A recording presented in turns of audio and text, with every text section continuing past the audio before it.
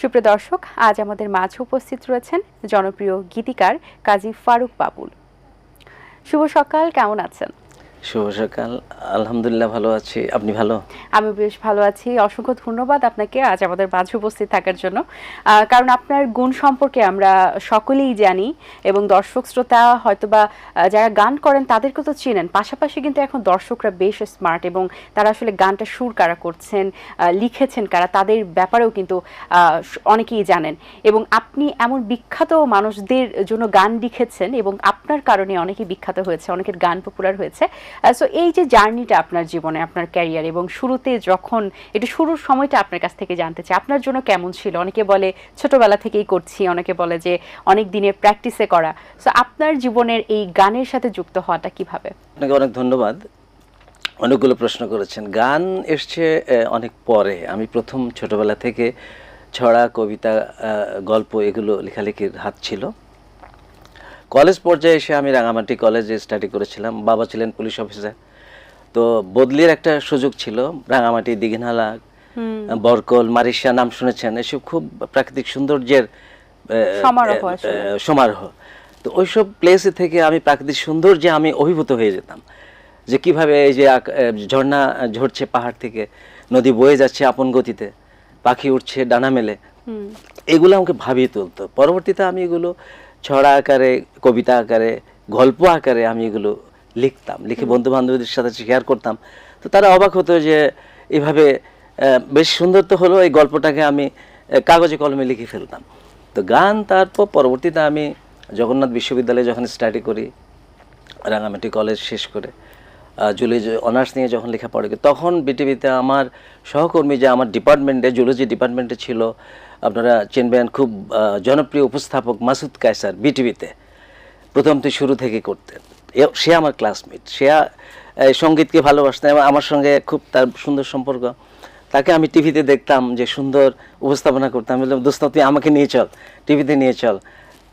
সে আমাকে মোটামুটিভাবে, যেহেতু আমার ভিতরে সেই প্রতিভাটা ছিল, লুকিয়ে ছিল সুপ্ত অবস্থায়, কিন্তু বিকশিত হবার কোনো সুযোগ পাচ্ছিল না, তো সেই আমাকে বিটিভিতে নিয়ে গিয়ে পরবর্তীতে আমি সবার সঙ্গে আমার পরিচয় হয়। আমি স্ক্রিপ্ট লিখতাম বিভিন্ন অনুষ্ঠানের, সেই থেকে গীতিকার হিসেবে নিয়ম অনুযায়ী 25টা গান জমা দিয়ে আপনার ওখানে এনলিস্টেড হতে হয় গীতিকার হিসেবে। বাংলাদেশ টেলিভিশনে হলাম, বেতারে হলাম। তো এইভাবে মোটামুটিভাবে গানে জাস্ট আপনার ফার্স্ট আপনার গান আমার বিটিভিতে প্রচার হয় আপনার এটা 80 দশকের প্রথম দিকে। শিল্পী ছিলেন জিনাত রেহানা, নাম শুনবেন, খুব প্রখ্যাত শিল্পী। জি আপনার উনি গেয়েছিলেন, যদিও উনি আমাদের মাঝে কিছুদিন আগে উনি পৃথিবীতে ছেড়ে বিদায় নিয়েছেন, আমরা ওনার রুহের মাগফিরাত কামনা করছি। তো উনি আমার প্রথম শিল্পী ছিলেন বিটিভিতে। পরবর্তীতে আপনার রুনা লায়লা, সাবিনা, ইয়াসমিন ম্যাডাম, আপনার কুমার বিশ্বজিৎ, তপন চৌধুরী, এন্ড্রু কিশোর, আপনার মোটামুটি আমি এত ভাগ্যবান, সব শিল্পী তাদের দিয়ে অন্তত আমার গান করার সুযোগ হয়েছে। বাহ, চমৎকার। এবং আপনি আপনার যে যদি বলি যে অনেক গান আপনি যেগুলো লিখেছেন ম্যাক্সিমামই আসলে সুপারহিট। আমি যদি নাম বলে দর্শকরা আরো বেশি বুঝতে পারবেন, সেটা হচ্ছে চাঁদ তারা সূর্য নও তুমি, এবং ও পরাণের পাখিরে, এবং আরো অসংখ্য আসলে গান আপনার রয়েছে। সো এই দুইটা গান নিয়ে একটু জানতে চাই, এবং পাশাপাশি আর যে গানগুলো রয়েছে, এবং লেখার সময় থেকে শুরু করে সঙ্গীত শিল্পী গাওয়ার পর থেকে শুরু করে গানটা প্রচারের পরে যে এত জনপ্রিয়তা, এত ভালো লাগা, সো কেমন অনুভূতি কাজ করে, এবং গানগুলো সম্পর্কে একটু জানতে চাই। কিছু গান আমার যেটা আপনার মানুষের মুখে মুখে আমি এখনো যেগুলো আমি শুনতে পাই। 90 দশকে আমি যখন আপনার এই মাইলসের যে কথা বললেন, চাঁদ তারা গানটি, এটা আমার একটা বড় একটা অ্যাচিভমেন্ট। আপনার ব্যান্ডে আমি গান আপনার লেখা শুরু হলো যে মাইলস ব্যান্ড থেকে। তো সেখানে তাদের এই গানটি আপনার, আমিও নিজেও জানতাম না যে এই গানটি মানুষ এভাবে এত পছন্দ করবে। তো সেদিক থেকে আমি লাকি যে এই গান ওই তখন ক্যাসেট ছিল আপনার, ক্যাসেট আকারে। তো এটা আপনার বাজারজাত হবার পর সারা বাংলাদেশে, দেশের বাইরে যে গানটা মানুষ যেভাবে শ্রোতারা এইভাবে গ্রহণ করেছে, তো ওটা অবশ্যই একজন গীতিকারের জন্য এটা একটা বড় পাওয়া, বড় অর্জন বলবো আমি। তার পরবর্তীতে আরো কি গান বললেন আপনি? ও পরাণের পাখিরে, এটা বাবুর অ্যালবাম। এই বাবুর গানগুলো আপনার মৌচাক মার্কেটে হলো দেখা, তুমি আমার ভালোবাসা অ্যালবাম, ও পারানের পাখিরে, এবং যদি বলি রবি চৌধুরীর কথা, যে সবাই তো রবি চৌধুরীকে চেনেন, কিন্তু ওনার যে শুরুর দিকের গানটা সেটিও আপনি লিখেছিলেন, সেই গানটির নাম সম্পর্কে একটু জানতে চাই, গানের কথা সম্পর্কে জানতে চাই। Very good. নিঃসন্দেহে রবি চৌধুরীকে এখন সবাই আপনারা চেনেন। যে গান দিয়ে রবি চৌধুরীর উত্থান, সেটা আমার লেখা, রিমঝিম ঝিম বৃষ্টি যখন ঝরে রে, তোমার কথা শুধু মনে পড়ে রে, প্রেম দাও অ্যালবাম। আচ্ছা, এটি কি তার জীবনের প্রথম গান ছিল? এটা ওনার কামব্যাক ছিল? কার? রবি চৌধুরী কি এই গানটাতে কামব্যাক ছিল নাকি এটাই ওনার জীবনের প্রথম গান ছিল? এটা অ্যালবামে গান করতেন, কিন্তু গান ছিল একটা বড় পরিসরে। মানে যে গান দিয়ে তাকে চিনলো সবাই, শ্রোতারা চিনলো যে রবি চৌধুরী, এটা সেটাই হলো এই আমার লেখা যে রিমঝিম বৃষ্টি যখন ঝরে রে। ওই অ্যালবামে আমার লেখা আরো কিছু গান ছিল। এটা আচ্ছা, তারপরে আপনার যে মন পাখি তুই চলে গেলি রে, ওই অ্যালবাম, প্রেম দাও অ্যালবামের নাম। তারপরে আরো হচ্ছে কি জানি কি বুঝিয়া, এসব গান ছিল আপনার ওই অ্যালবামে, প্রেম দাও অ্যালবামে। এছাড়াও আরো গুণী শিল্পীদের আপনি গান লিখেছেন, কুমার বিশ্বজিৎ, শাফিন আহমেদ, রিজিয়া পারভিন, এই ধরনের শিল্পীদের গানও আপনার লেখা হয়েছে, তাদের জন্য গান লিখেছেন আপনি।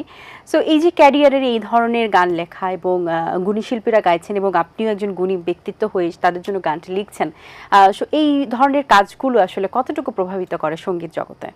এটা তো পপুলারিটি, যেটা যে গান পপুলার যখন হয়, শ্রোতা সমাদৃত যখন হয়, এটা নিঃসন্দেহে একজন গীতিকার, একজন সুরকার, একজন শিল্পীর জন্য সবচেয়ে বড় পাওয়া। তো এটা যাদের জীবনেই হবে তারা তো একটা বড় অর্জন, তাদের সৌভাগ্যে, এটা নিঃসন্দেহে বলা যাবে। তো তারা তো অবশ্যই লাকি, এটাও বলা যাবে। তাদের এটাকে ফলো করে আরও যাদের পরিচিতি হয়তো ওই পর্যায়ে এখনো হয়নি, তারা ওটাকে অনুসরণ করে তারা সে পর্যায়ে যাবার একটা তাদের পরিকল্পনা থাকবে। এটা হলো সবচেয়ে বড় কথা আর কি। হ্যাঁ, আর যে কোনো সৃষ্টি এগুলো আপনার এগুলো বেঁচে থাকার জন্য, মানুষকে পরবর্তীতে মানুষকে মূল্যায়ন করার জন্য এগুলোই একটা দৃষ্টান্ত হিসেবে থেকে যায়। আচ্ছা স্যার, এখন তো আমরা ওই প্রজন্ম দেখেছি এবং আপনি 90 দশকের থেকে আপনি গান লিখছেন এবং প্রায় 4 দশক ধরে আপনি গান লিখছেন। সো এই যে গানের জার্নিটা আপনি দেখেছেন এবং আপনি জেনারেশন চেঞ্জ হতেও দেখেছেন এবং দেখছেন এখন পর্যন্ত। সো জেনারেশনের যে চেঞ্জিংটা, অবশ্যই গানেরও ধরন চেঞ্জ হয়েছে। আপনি বলছিলেন যে ক্যাসেটে আমরা শুনেছি, আসলে ক্যাসেট, ডিভিডি, সিডি, তারপর অ্যালবাম, তারপর মিউজিক ভিডিও এখন চলছে। সো এই পরিবর্তনটা, এই ধারাবাহিকতা যেটা চলছে গানের ক্ষেত্রে, যেটা চলবে আগামীতে আরও পরিবর্তন হবে, এই ব্যাপারটা আসলে সঙ্গীত ক্যারিয়ারে কতটা এফেক্ট করেছে, বা পরিবর্তনটা আপনার চোখে কোনগুলো বেশি লাগছে যে এই পরিবর্তনটা হয়তো বা না হলেও চলতো, বা এই পরিবর্তনটা আসলেই দরকার ছিল?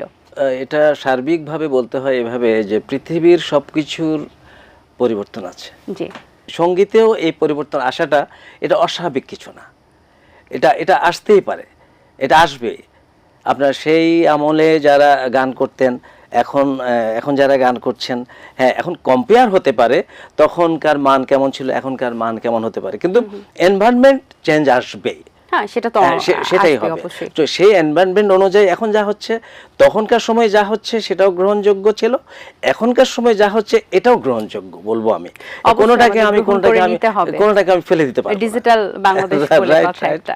আচ্ছা, আরেকটি বিষয় যে স্যার, আমরা যে দেখি যে শুনেছি আমাদের আসলে 90 দশকের যে সময়টা, তখন যখন আসলে লিজেন্ডারি শিল্পী যারা গান গেয়েছেন, যারা লিখেছেন, আপনি যেমন লিখেছেন, সো ওই সময়টা ছিল এরকম যে আমরা শুনেছি গীতিকার, সুরকার এবং সঙ্গীত শিল্পীর একটা মেল বন্ধন হতো, তারা বসতেন, তারা একসাথে দীর্ঘ সময় গান নিয়ে কথা বলতেন এবং একটি গান রেকর্ড করার জন্য তারা কয়েক মাস পর্যন্ত সময় দিয়েছেন, এরকমও হয়েছে এবং শুনেছি অনেক গান নাকি বছরও লেগেছে একটা গান লিখে শুরু করা।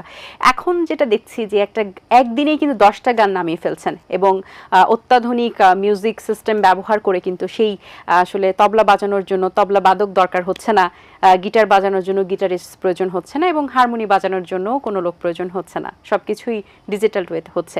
তো এই ক্ষেত্রে তো আসলে শিল্পী যারা ছিলেন, তবলা বাদক থেকে শুরু করে যারা আসলে মিউজিকে আছেন, মিউজিশিয়ান মিউজিশিয়ান যারা ছিলেন তারা কিন্তু দিন দিন হারিয়ে যাচ্ছেন, ঐতিহ্যটা আমরা হারিয়ে ফেলছি।